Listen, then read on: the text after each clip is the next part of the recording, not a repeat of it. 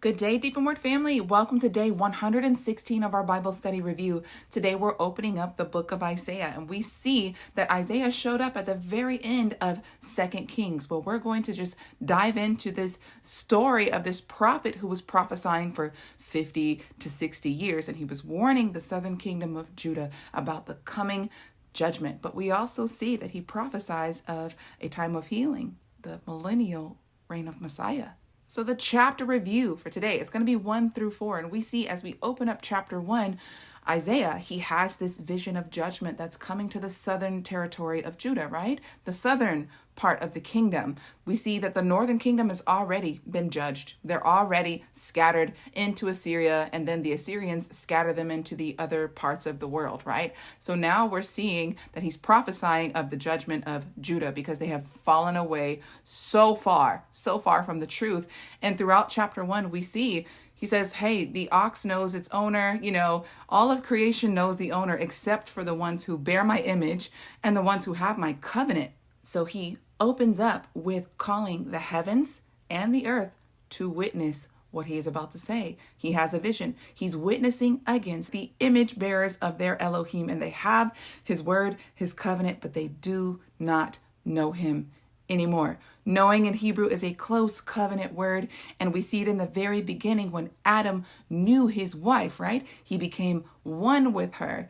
And this is essentially the same type of language. He's saying, you don't know me anymore. You have departed from me in my ways, and you have become separate. He calls Israel a prostitute. You have become a prostitute. And throughout chapter 1, we see that judgment is pronounced. He says, your city will be desolate. You will become like a lonely tent in a huge city. And he calls them a city of Sodom and Gomorrah. And as Isaiah calls them a city of Sodom, he tells them, listen up, you rulers of Sodom, you rulers of unrighteousness, basically. You have become like the pagans. He says, what are these festivals and new moons and these Sabbaths to me? He goes, I detest them. You come before me with empty sacrifices because you yourself, you are defiled. You have sacrificed your children to Molech.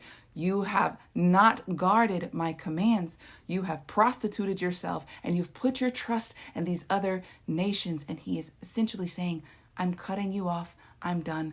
I don't want any more of these empty sacrifices. I will not hear your prayers anymore. You've shed innocent blood. You've shed so much blood that it has basically covered the parameters of the whole southern territory. That innocent blood is crying out to me. I'm done. I'm through with you, Judah. But at the end of chapter 1, you start to see this transition, right? He talks about how they've defiled themselves and they have fallen away. But then Isaiah starts to prophesy of a time where he is going to cleanse his people, take away all the impurities from them. And then we see more of this as we start to walk into chapter 2. Chapter 2 is heavy on the millennial reign of Messiah. And this is the pattern that we're going to see throughout these 4 chapters. We're going to see judgment and then a time of restoration. Judgment, restoration. You'll see the back and forth of this message. So let's start to read what chapter 2 says about this millennial reign, about this time of restoration, and how Isaiah is prophesying about their soon to come desolation, right? How because of their wickedness, this place is not going to be this, highly sought after, respected place anymore. But then he prophesies of a future time where this will be the most glorious place upon the earth. So let's read verses 1 through 4 of chapter 2. This is what it says. The word that Isaiah, the son of Amos, saw concerning Judah and Jerusalem. In the last days, the mountain of Yahuwah's house shall be established on the top of the mountains and shall be exalted above the hills, and all nations shall flow to it. Many people shall go and say, come, and let us go up to the mountain of Yahuwah, to the house of the Elohim of Jacob, and he will teach us of his ways, and we will walk in his paths. For out of Zion shall go forth the law, and the word of Yahuwah from Jerusalem. He shall judge among the nations, and he shall rebuke many peoples, and they shall beat their swords into plowshares, and their spears into pruning hooks. Nation shall not lift sword against nation, nor shall they learn war anymore. So we see there's a future time. It's called the millennial reign of Christ, or the millennial reign of Messiah. All of the nations will come up and they will have to hear the law. The law. That's right. That's why the law is not done away with, right? The law, we see it in the beginning, we see it in the millennial reign, but yet people are teaching that it's done away with now. I'm telling y'all, that's absolute trash. Go ahead and take the trash out because that's not true, okay? So Messiah is going to be teaching the law on top of Mount Zion, and this will be the feast that he teaches it. It's the Feast of Tabernacles. Everyone will have to come up and make a pilgrimage, right? That's one of the feasts that you have to make a pilgrimage for, is the Feast of Tabernacles, or in Hebrew, it's called Sukkot. So everyone is going to come up. Everyone's going to hear of the ways. We're going to hear the law, right? And this is going to be a great time of peace. We're going to see that the instruments that were used for war are now going to be used as instruments for farming. Yeah, this is going to be a time of great restoration. We are going to be farming. We're not going to learn the ways of war. We're going to learn the ways of peace. We're going to be, eating from the work of our hands, right? This is the millennial reign, y'all.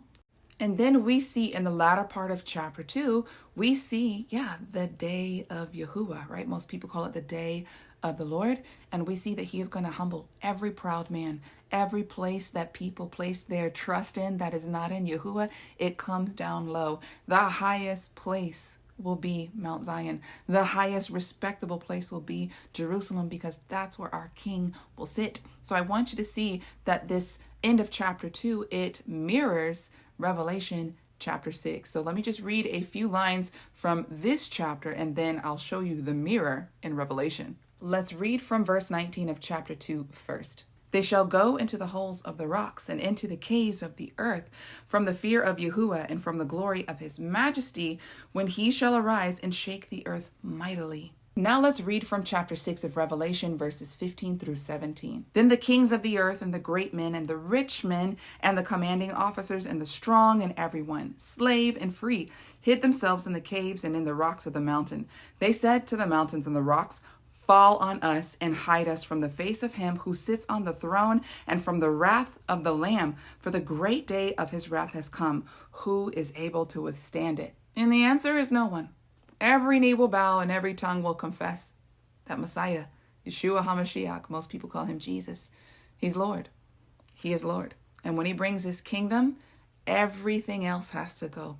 Everything else has to go. And those unrighteous men will be exiled. Just like Judah is about to be exiled from the land of Jerusalem and into Babylon, unrighteous men, wickedness will be exiled from the earth. He's not playing at all. Then we walk into chapter 3, and Isaiah goes back to speaking to Judah, Jerusalem, and how, they're not even trying to hide their sin anymore.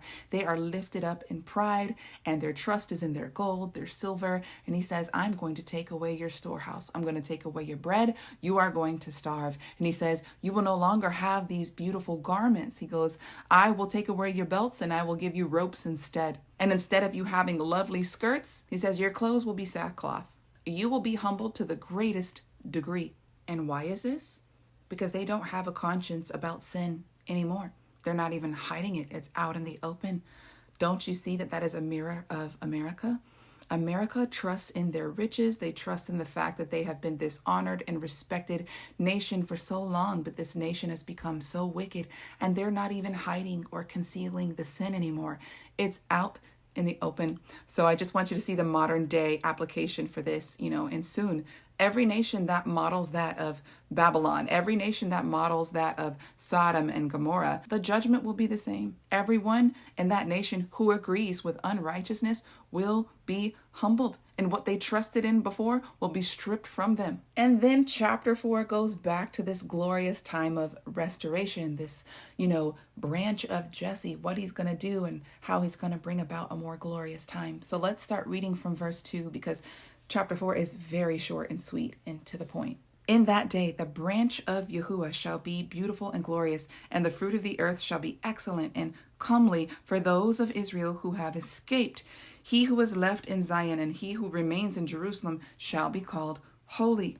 even everyone who is written among the living in Jerusalem. When Yahuwah has washed away the filth of the daughters of Zion and has purged the blood of Jerusalem from the midst by the spirit of justice and by the spirit of burning, then Yahuwah will create upon every dwelling place of Mount Zion and upon her assemblies a cloud of smoke by day and shining of flaming fire by night. Doesn't that sound familiar to when the children of Israel were escaping Egypt? It says this will be present during the millennial reign. Let's continue reading. For over all the glory shall be a covering. There shall be a tabernacle for a shadow in the daytime from the heat, and for a place of refuge, and for shelter from the storm and from rain. So these chapters focus on judgment and restoration. We see that they're about to enter into a place where they are going to have scarcity. It is not going to be pretty. They're going to be exiled. But then they have this hope of a future of this millennial kingdom where restoration upon the whole earth. We see that there's a glimpse of the Garden of Eden coming back to the earth. And that's only brought by our King, our Lord, the Savior of our souls. That is Yeshua HaMashiach. I truly hope that you have enjoyed today's Bible study review because it prophesies of a better time, the millennial reign of Messiah, which is my most dominant thought. I think about it with every passing day, and that's what helps me cope with what I see before my eyes in the here and now. And hopefully it does the same for you as well. Deep and More family, that is all that I have for you today. Until tomorrow, Yah bless.